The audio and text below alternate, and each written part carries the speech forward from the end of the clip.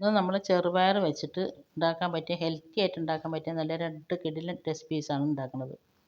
നമ്മൾ ഇതേപോലെ ചെറുപയർ കഴിക്കുകയാണെങ്കിൽ തടി കുറയ്ക്കാൻ ആഗ്രഹിക്കുന്നവർക്കായാലും BP, ഷുഗർ, കൊളസ്ട്രോൾ എല്ലാം നോർമലാകാനും തൈറോയ്ഡ് പ്രോബ്ലം ഉള്ളവർക്ക് അത് നോർമലാകാനും ഒക്കെ നല്ലതാണ് കേട്ടോ.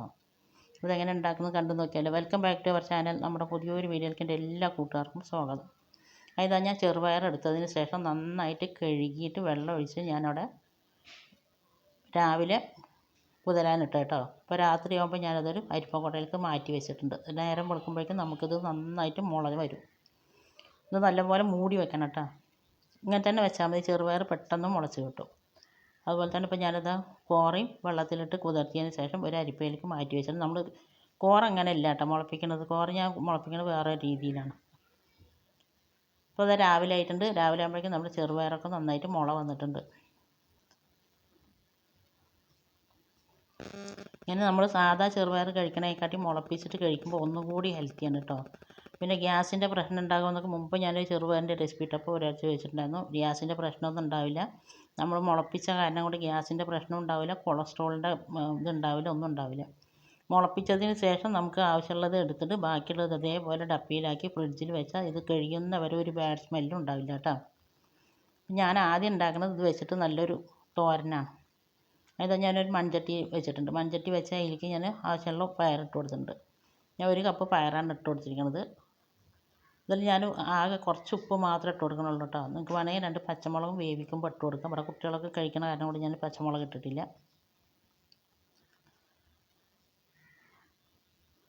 കുറച്ച് വെള്ളം ഒഴിച്ചതിന് ശേഷം ഉപ്പ് ഇട്ട് നന്നായിട്ട് ഇളക്കിയിട്ട് ഇനി ഇത് നമ്മളൊന്ന് മൂടി വെക്കുക. ആദ്യം ഒന്ന് ഹൈ ഫ്ലെയിമിലിട്ടിട്ട് നല്ലപോലെ ചൂടായതിന് ശേഷം ഏറ്റവും മീഡിയം ടു ലോ ഫ്ലെയിമിലിട്ടിട്ട് നമുക്കിതൊന്ന് വേവിച്ചെടുക്കാം.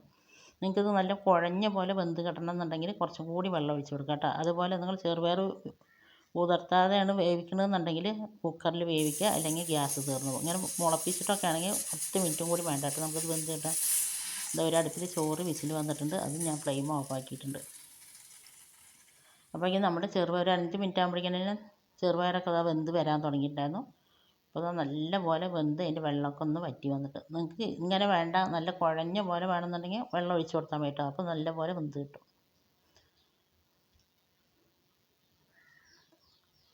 നിങ്ങൾ ആരും ഇതേപോലെ ചെയ്ത് നോക്കിയിട്ടില്ലെങ്കിലും ഒന്ന് ചെയ്ത് നോക്കിയിട്ടോ. ഇത് ഞാൻ ഒരിക്കൽ ഡോക്ടറെ അടുത്ത് പോയപ്പോൾ ഡോക്ടർ പറഞ്ഞതാണ് പയർ വർഗ്ഗങ്ങളൊക്കെ ഒന്ന് മുളപ്പിച്ചിട്ട് കഴിക്കാൻ വേണ്ടിയിട്ട്. അപ്പോൾ അങ്ങനെ കഴിക്കാൻ തുടങ്ങിയപ്പോൾ നല്ല ഗുണമുണ്ട് കേട്ടോ. അതുകൊണ്ടാണ് ഞാൻ ഇതിൻ്റെ മുമ്പേ ഞാനൊരു വീഡിയോ ഇട്ടിട്ടുണ്ട്. അത് ഒരുപാട് കൂട്ടുകാർ കണ്ടിട്ടുണ്ട് കേട്ടോ. 4 ലക്ഷം പേരൊക്കെ ഒരുപാട് 4 ലക്ഷം എന്നല്ല, അതിനെക്കാട്ടി ആൾക്കാരെ കണ്ടിട്ട് ഒരുപാട് കൂട്ടുകാർ ഉണ്ടാക്കി നോക്കിയതിന് ശേഷം ഫീഡ്ബാക്ക് അറിയിച്ചിട്ടുണ്ടായിരുന്നു. ഇനി അത് വെന്തതിന് ശേഷം ഞാനവിടെ മാറ്റി വെച്ചിട്ടുണ്ട്. പിന്നെ അതിലേക്ക് ഞാൻ കുറച്ച് വെളിച്ചെണ്ണ ഒഴിച്ച് കടുകിട്ട് ഉള്ളിയും മുളകൊക്കെ നമ്മൾ കുത്തിയിടില്ലേ, അതിന് വെളുത്തുള്ളിയും ചെറിയ ഉള്ളിയും പറമുളകൊക്കെ ഇട്ടിട്ടുണ്ട്, കറിവേപ്പില ഇട്ടിട്ടുണ്ട്. ഞാനത് കുത്തിയിട്ടല്ല കേട്ടോ, വെളുത്തുള്ളി മാത്രം കുത്തിയിട്ട് ബാക്കിയൊക്കെ മുറിച്ചിട്ടാണ് ഇട്ടിരിക്കുന്നത്. നമ്മളിങ്ങനെ മുറിച്ചിടുന്നതിനെക്കാട്ടിയും എല്ലാതും ഇടികല്ലിലിട്ടൊന്ന് ചായച്ചിട്ടിട്ടാൽ അതിനൊരു പ്രത്യേക ടേസ്റ്റാണ് കേട്ടോ. ഓരോരോ വെപ്പിനും ഓരോരോ ടേസ്റ്റ് വേറെ വേറെ തന്നെയാണ്. അപ്പോൾ ഞാനത് അങ്ങനെ മുറിച്ച് ഒക്കെ തൂമിച്ചതിന് ശേഷം ഞാൻ അതിലേക്ക് ചെറുപയറും കൊട്ടി നന്നായിട്ട് ഇളക്കിയതിന് ശേഷം ഞാനവിടെ മൂടി വയ്ക്കുന്നുണ്ട്. ഇത് രാവിലെ ടിഫിൻ ബോക്സിലാക്കി കൊടുക്കാനുള്ളതാണ് കേട്ടോ. ഇങ്ങനെ ഉണ്ടാക്കുമ്പോൾ ഒരുപാട് എരിവൊന്നും ഉണ്ടാവില്ല, കഴിക്കാൻ നല്ല ടേസ്റ്റാണ്. അപ്പോൾ അതാ ചായ ആയിട്ടുണ്ട്. അപ്പോൾ ഞാനത് ചോറൊക്കെ ആക്കി കൊടുക്കൽ ഞങ്ങളുടെ രാവിലത്തെ പരിപാടിയൊക്കെ കഴിഞ്ഞിട്ടുണ്ട്. അതിന് ശേഷം പിന്നെ ഉച്ചക്കത്തേക്കുള്ള കറി വെക്കണം കേട്ടോ. കറി ഇന്ന് ചെറുപയർ തന്നെയാണ്.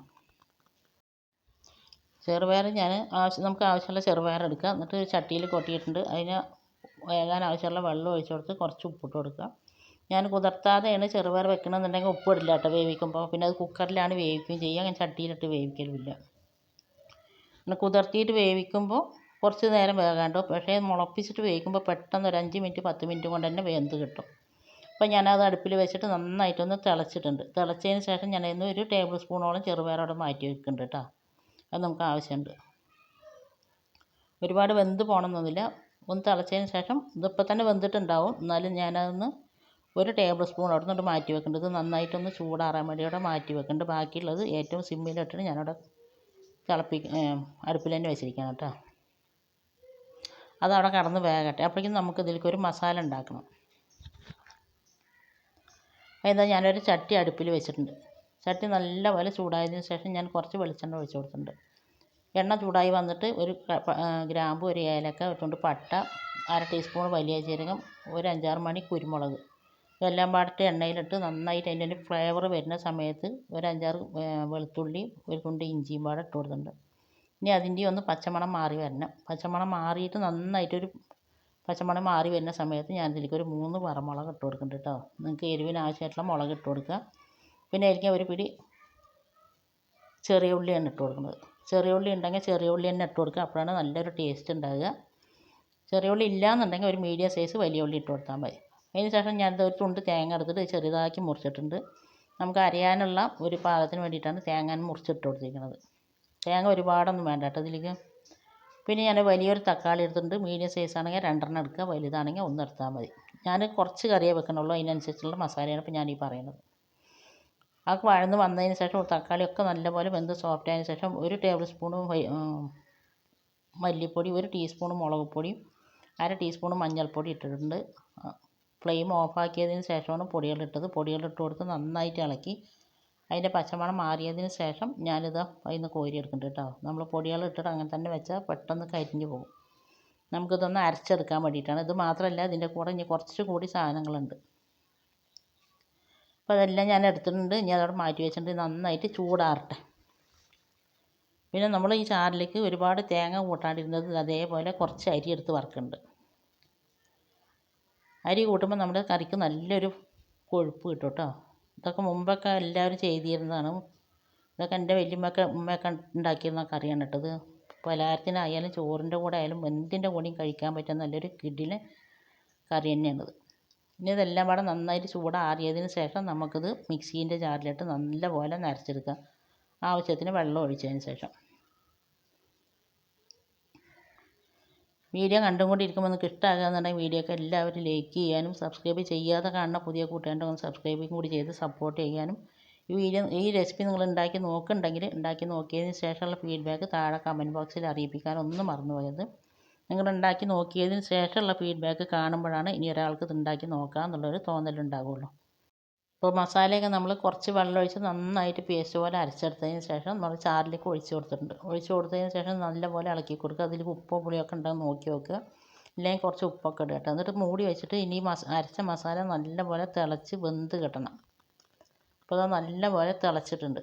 തിളച്ചതിന് ശേഷം ഞാനിതിലേക്ക് ഇനി കുറച്ച് ചെറിയ ജീരകത്തിൻ്റെ പൊടി ഇടുന്നുണ്ട്. നിങ്ങളുടെ അടുത്ത് ചെറിയ ജീരകം മുഴുവനായിട്ടുണ്ടെങ്കിൽ മസാല വറുത്തില്ല ആ സമയത്ത് ഒരു 1/2 ടീസ്പൂൺ ചെറിയ ജീരകം ഇട്ട് കൊടുത്താൽ മതി കേട്ടോ. അതിൻ്റെ അകത്ത് ചെറിയ ജീരകം ഇല്ലാത്ത കാരണം കൊണ്ട് ഞാൻ ഈ സമയത്ത് പൊടി ഇട്ട് കൊടുക്കുന്നത്.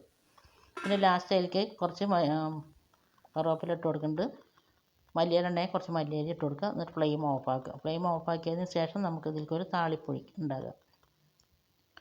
അതെന്താ, ഞാൻ ചട്ടി വെച്ച് അതിലേക്ക് കുറച്ച് വെളിച്ചെണ്ണ ഒഴിച്ച് കൊടുത്തിട്ടുണ്ട്. വെളിച്ചെണ്ണയിൽ തന്നെ ചെയ്യാം കേട്ടോ. വെളിച്ചെണ്ണ ചെയ്യുമ്പോഴാണ് നല്ലൊരു ഫ്ലേവർ ഉണ്ടാകുക. വെളിച്ചെണ്ണ ഒഴിച്ച് കൊടുത്തതിന് ശേഷം കുറച്ച് കടുക് ഇട്ട് കൊടുത്തിട്ടുണ്ട്. കടുക് ഇട്ട് നല്ലപോലെ പൊട്ടി വന്നപ്പോൾ ഞാൻ അതിലേക്ക് കുറച്ച് ചെറിയ ഉള്ളി ഇട്ട് കൊടുക്കുന്നുണ്ട്. ചെറിയ ഉള്ളി ഒന്ന് മൂത്തിട്ട് നമുക്കൊന്ന് ഗോൾഡൻ കളറായി കിട്ടുമല്ലോ, അതുപോലെ ഒന്ന് മൂപ്പിച്ചെടുക്കണം. അതിന് ശേഷം ഞാൻ അതിലേക്ക് കുറച്ച് കറിവേപ്പില ഇട്ട് കൊടുക്കുന്നുണ്ട്. ഇതെല്ലാം പിന്നെ 2 വറമുളകും ഞാൻ ഇട്ട് കൊടുക്കുന്നുണ്ട്. വറമുളക് ഇട്ട് കൊടുക്കുമ്പോൾ നമ്മുടെ കറിക്ക് നല്ലൊരു ഫ്ലേവർ ഉണ്ടാവും കേട്ടോ. ഈ ഉള്ളിൻ്റെയും വറമുളകിൻ്റെയും ഒക്കെ നല്ലൊരു ഫ്ലേവർ ഉണ്ടാവും.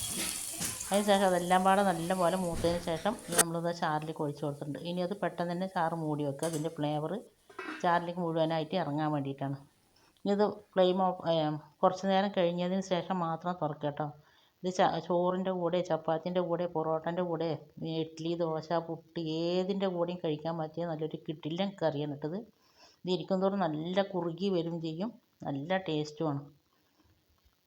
ഇതേപോലെ ചെയ്യാത്തവരൊക്കെ ഒന്ന് ചെയ്ത് നോക്കിയിട്ടോ. ചെയ്യുന്നുണ്ടെങ്കിൽ ഫീഡ്ബാക്ക് അറിയിപ്പിക്കാനും മറന്നു പോയത്. ഇത്ര നേരം എൻ്റെ വീഡിയോ കണ്ട് എന്നെ സപ്പോർട്ട് ചെയ്യുന്നതിൻ്റെ എല്ലാ കൂട്ടുകാരെ കൊണ്ട് ഒരുപാട് നന്ദി. തുടർന്ന് നിങ്ങളുടെ സപ്പോർട്ട് ഉണ്ടാവണം. അതുപോലെ നിങ്ങൾക്ക് ഈ റെസിപ്പി ഇഷ്ടമായ നിങ്ങളുടെ ഫ്രണ്ട്സ് ആൻഡ് ഫാമിലി ഗ്രൂപ്പിലേക്ക് ഒന്ന് ഷെയർ ചെയ്ത് കൊടുത്തും കൂടി നമ്മളൊന്ന് സപ്പോർട്ട് ചെയ്യാനും മറന്നു പോയത്. അപ്പോൾ ഞാൻ നല്ലൊരു കിടിലൻ വീഡിയോ ആയിട്ട് വരുന്നവരെല്ലാവരോടും ഓക്കെ, താങ്ക് യു, ബൈ, അസ്സലാമു അലൈക്കും.